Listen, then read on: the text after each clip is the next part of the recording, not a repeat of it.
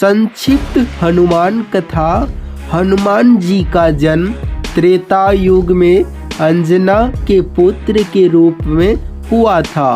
अंजना असल में पुंजिक स्थला नाम की एक अप्सरा थी, मगर एक शाप के कारण उन्हें नारी वानर के रूप में धरती पे जन्म लेना पड़ा।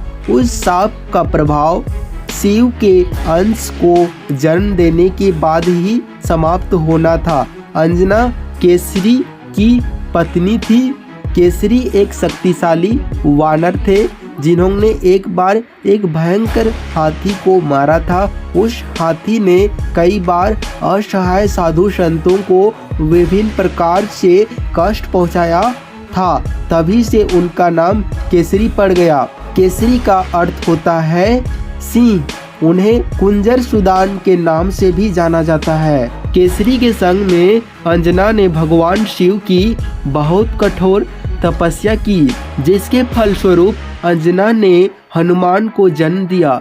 जिस समय अंजना शिव की आराधना कर रही थी, उसी समय अयोध्या नरेश दशरथ पुत्र प्राप्ति के लिए पुत्र कामना यज्ञ करवा रहे थे। फलस्वरूप उन्हें एक दिव्य फल प्राप्त हुआ, जिसे उनकी रानियों ने बराबर हिस्सों में बांटकर ग्रहण किया। इसी के फलस्वरूप उन्हें राम, लक्ष्मण, भरत और शत्रुघ्न पुत्र रूप में प्राप्त हुए। विधि का विधान ही कहेंगे कि उस दिव्य फल का छोटा सा टुकड़ा एक चील काट के ले गई और उसी वन के ऊपर से उड़ते हुए चील के मुंह से वो टुकड़ा नीचे गिर गया।